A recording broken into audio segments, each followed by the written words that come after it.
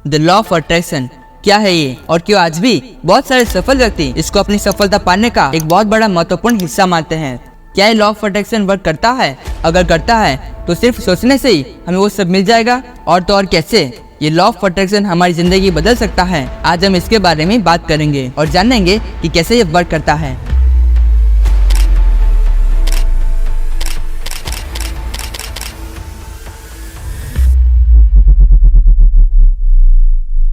The law of attraction नाम से हमें पता चल जाता है कि अट्रैक्शन यानी कि आकर्षण और लॉ यानी कि सिद्धांत, मतलब कि किसी भी चीज को आकर्षित करने का सिद्धांत। ये एक ऐसी कला है जिसमें आपको सिर्फ सोचने पर से वो सब मिल जाता है जैसे कि आप चाहते हो। बस आपको यही करना होता है कि आप जो भी पाना चाहते हो उसके बारे में बार बार लगातार सोचते रहिए।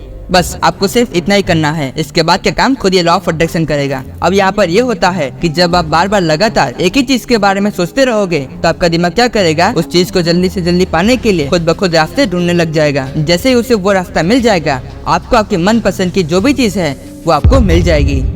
आगे बढ़ने से पहले मैं यहाँ पर आपसे एक बात कहना चाहता हूँ कि सिर्फ बैठे बैठे सोचते रहने से आपको आपके मनपसंद की चीज मिल जाती तो आज हर कोई व्यक्ति जो चाहता उसे वो मिल जाता। आज कोई भी व्यक्ति गरीब नहीं रहता। यानी कि यहाँ पर इसका साफ साफ अर्थ होता है कि ये लॉ ऑफ अट्रैक्शन सिर्फ एक झूठ है। मैं यहाँ पर इस लॉ ऑफ अट्रैक्शन को कोई बढ़ावा नहीं दे रहा हूँ या फिर बेतुका नहीं बता रहा हूँ। मैं ये कह रहा हूँ कि ये वर्क करता है। कुछ लोग इसे फालतू बताते हैं, लेकिन उनका क्या, जो सफल बन चुके हैं वे भी यही कहते हैं। उनके सफलता के राजों में से ये लॉ ऑफ अट्रैक्शन भी था। अगर इतने बड़े सफल व्यक्ति आज हमें कहते हैं कि ये वर्क करता है तो हमें इसके बारे में जरूर जानना चाहिए। रणवीर सिंह हमें कहते हैं कि उनकी भी जिंदगी में लॉ ऑफ अट्रैक्शन ने काम किया है।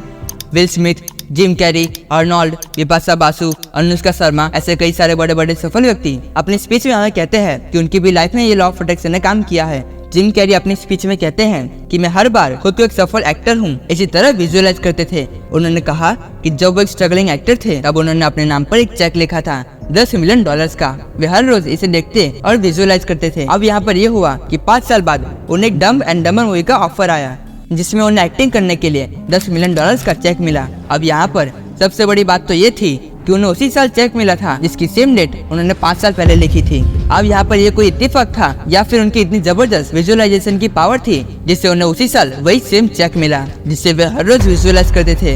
हाँ, ये लॉ ऑफ अट्रैक्शन वर्क करता है। ओम शांति ओम मूवी में शाहरुख खान का एक डायलॉग है जिसमें वे कहते हैं, अगर किसी चीज को दिल से चाहो तो पूरी कायनात उसे तुमसे मिलाने की कोशिश में लग जाती है। क्या लगता है आपको, जो भी आज सफल व्यक्ति बन चुके हैं वे लोग कैसे हर रोज बैठकर यही सोचते होंगे कि वे एक सफल व्यक्ति बन चुके हैं? क्या ये सच है कि आप जिस भी चीज को पूरी शिद्दत से चाहो तो पूरी कायनात उसे तुमसे मिलाने की कोशिश में लग जाती है? क्या सोचने से हम सफल बन सकते हैं? तो फिर चलिए इस लॉ ऑफ अट्रैक्शन को और गहराई से जानते हैं।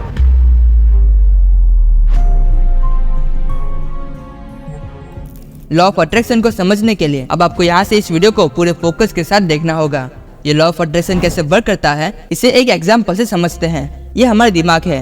अभी आपको ये फिजिकली दिख रहा होगा, लेकिन अगर हम क्वांटम फिजिक्स को ध्यान में रखकर देखेंगे तो हम जितना और अंदर चलते जाएंगे तब हमें वेव के फॉर्म में दिखने वाले स्ट्रिंग टाइप के स्ट्रक्चर मिलेंगे, यानी कि वाइब्रेशंस या फिर फ्रीक्वेंसीज। सिर्फ हमारा दिमाग ही नहीं, आसपास की जो भी वस्तु है वो सब एक वेव वाली वाइब्रेशन के फॉर्म में एनर्जी है, यानी कि उन सभी वस्तुओं में फ्रीक्वेंसीज होती है, बस वो हमें फिजिकली दिखती है। लेकिन क्वांटम फिजिक्स में ये सारी चीजों के वाइब्रेशंस होते हैं। चलिए इसे और अच्छे से समझते हैं। आपको ये पता ही होगा, जब हम किसी भी चीज को और गहराई से देखते हैं तो पहले हमें एटम और उसके अराउंड घूमते हुए इलेक्ट्रॉन दिखेंगे। अगर हम और डीप में जाएंगे तो हमें न्यूक्लियस के अंदर प्रोटॉन्स और न्यूट्रॉन्स मिलेंगे। अब हम इसके और अंदर जाएंगे तो हमें क्वार्क्स दिखेंगे। अगर इसके और गहराई में जाएंगे तो हमें स्ट्रिंग की तरह दिखने वाले स्ट्रक्चर्स मिलेंगे वाइब्रेशन के तौर पर, यानी कि एनर्जी जिसकी कोई ना कोई फ्रीक्वेंसी जरूर होती है। ये थी क्वांटम फिजिक्स की स्ट्रिंग थियरी, जिसे जानना आपके लिए बहुत जरूरी था। तभी हम इस लॉ ऑफ अट्रैक्शन को और गहराई से समझ सकते हैं। तो हमने जाना कि सभी वस्तु की कोई ना कोई वाइब्रेशंस यानी कि फ्रीक्वेंसीज होती है। अब आप ये सोचिए कि आपको आपके मनपसंद की वस्तु चाहिए और बोले कि मुझे ये चाहिए, मेरे पास ये आ गई है। ऐसा बार बार सोचते और लगातार बोलते रहिए।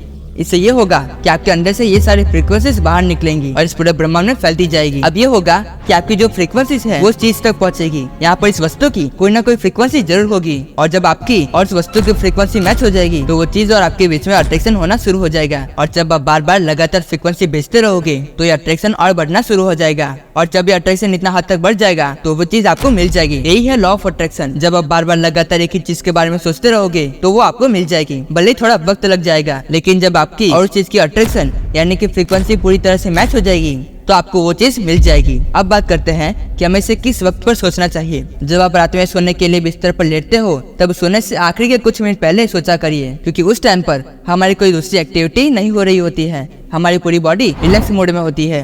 अब बात करते हैं कि हमें सिर्फ सोने से पहले क्यों विजुअलाइजेशन करना चाहिए। ऐसा इसलिए क्योंकि हमारे दिमाग के अंदर दो माइंड्स होते हैं, पहला कॉन्शियस माइंड और दूसरा सबकॉन्शियस माइंड। कॉन्शियस माइंड वो होता है जब हम एक्टिव होते हैं, यानी कि जब हम सुबह उठकर रात तक जो भी काम करते हैं वो हमारा कॉन्शियस माइंड करता है, लेकिन रात में हमारा सबकॉन्शियस माइंड एक्टिव होता है, जिसकी वजह से ही हम रात में ब्रीदिंग कर पाते हैं, अपने शरीर की करवटें बदलते हैं। ये सब कुछ हमारा सबकॉन्शियस माइंड करता है। दोनों माइंड्स में से सबसे ज्यादा पावर हमारे सबकॉन्शियस माइंड के पास होती है। इसलिए जब भी हम रात में सोने से कुछ मिनट पहले जो भी विचार करते हैं वो सारे विचार हमारे सबकॉन्शियस माइंड में जाते हैं। अब हमारा ये अवचेतन मन इन विचारों को समझता है। यानी कि मान लीजिए आपने सोचा था कि मैं सफल व्यक्ति बन गया हूँ, मेरे पास सब कुछ है। अब ये सारे विचार आपके अवचेतन मन में जाते रहेंगे और हमारा अवचेतन मन इन गोल्स को कैसे जल्दी से प्राप्त करे इसके लिए रास्ते ढूंढना शुरू कर देता है।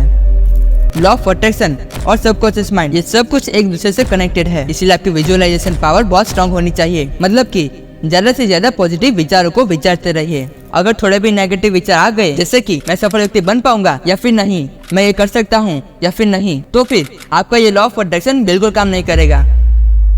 यहाँ पर एक बात कहना चाहता हूँ कि आपने वो किताब का नाम जरूर सुना होगा, थिंक एंड ग्रो रिच, जिसमें पहले शब्द थिंक का यूज किया गया है। क्या लगता है आपको ये भी एक दूसरे से कनेक्टेड है या फिर कोई इत्तेफाक?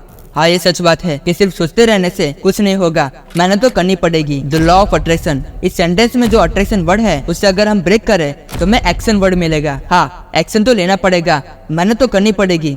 क्या जिम कैरी को डम एंड डबर मूवी के लिए यूं ही ऑफर आ गया था? जी नहीं, उन्होंने 5 साल तक मेहनत की थी, तब जाकर वे एक सफल एक्टर बने। द लॉ ऑफ अट्रैक्शन एक टूल है, इसे एक अच्छे टूल की तरह इस्तेमाल कीजिए। हाँ, यहाँ पर बात आती है, जब आप विजुअलाइज कर कुछ और रहे हो और रिजल्ट आपका वो नहीं है तब आपकी मेहनत वेस्ट हो जाएगी। इसे एक एग्जाम्पल से समझते हैं। मान लीजिए आपने एक बीज बोया है, आप उसका अच्छे से पालन पोषण कर रहे हो, अच्छे से उसको पानी दे रहे हो, आपको लगता है कि इसमें से सेब का पेड़ निकलेगा, लेकिन यहाँ पर फर्क इतना है वो सेब का बीज नहीं था जिसका आप पालन पोषण कर रहे थे। यहाँ पर आपकी सारी मेहनत बेकार जाएगी। मैं यहाँ पर आपको ये समझाना चाहता हूँ कि जिस चीज को आप विजुअलाइज कर रहे हो वो आपके भाग्य में है ही नहीं, तो ये सब वेस्ट हो जाएगा। तो क्या ये लॉ ऑफ अट्रैक्शन कुछ काम का है भी या नहीं? हाँ, ये तब काम करेगा जब आपका गोल क्लियर होगा। आप जो बनना चाहते हो उस पर विचार विमर्श कीजिए। मान लीजिए हम वही एग्जांपल लेते हैं कि आप सफल व्यक्ति बनना चाहते हो, मतलब कि आपको सब कुछ चाहिए, यानी कि पैसा। यहाँ पर आपका गोल सिर्फ पैसे कमाना नहीं होना चाहिए। विचार कीजिए कि आपको 1 करोड़ रुपए चाहिए, ऐसा आप विजुअलाइज कर रहे हो। आगे जाकर आपको 1 करोड़ रुपए का ऑफर आता है किसी आदमी से, वो कहता है कि आपको सारे पैसे मिल जाएंगे, लेकिन जो मैं कहूँगा वो आपको करना पड़ेगा। तो क्या आप यहाँ पर वो काम करोगे जो वो कहेगा? जी बिल्कुल नहीं। इसलिए सिर्फ पैसा चाहिए ऐसा मत सोचिए, वो आपको मिल जाएंगे। आपके जैसे कर्म होंगे वैसे। आपको अपने गोल को और तोड़ना होगा, जैसे कि आप बनना क्या चाहते हो, आप कौन सा काम कर सकते हो जो आप एकदम परफेक्ट तरीके से कर सकते हो, फिर आप उस काम को करना शुरू कर दो। अब यहाँ पर आप अपने गोल को और तोड़िए, उसमें से कोई काम को लीजिए, उसमें अपना पूरा 100% दीजिए, पूरी मेहनत कीजिए और इस काम को विजुअलाइज कीजिए, यानी कि मैं इसमें सफल हो गया हूँ, मैं कर सकता हूँ, ऐसा विजुअलाइज कीजिए। यहाँ पर ये लॉ ऑफ अट्रैक्शन जरूर वर्क करेगा। यही है the power of law of attraction. इस वीडियो में मैंने बीच बीच में सेब की इमेजेस का यूज किया था। क्या आपने गौर किया था? द लॉ ऑफ अट्रैक्शन की बात द सीक्रेट बुक में की गई है। इसके यूट्यूब पर वीडियोस भी है, आप वो भी देख सकते हो। अगर आप जानना चाहते हो कि सबकॉन्शियस माइंड से हम क्या क्या कर सकते हैं तो इस वीडियो को जरूर देखिएगा। तो thank you so much for watching this video. ऐसी वीडियोस बनाने में बहुत मेहनत लगती है, इसीलिए लाइक करें, शेयर करें एंड सब्सक्राइब करना ना भूलें। तो मिलते हैं किसी और नए पावरफुल मोटिवेशनल वीडियो के साथ।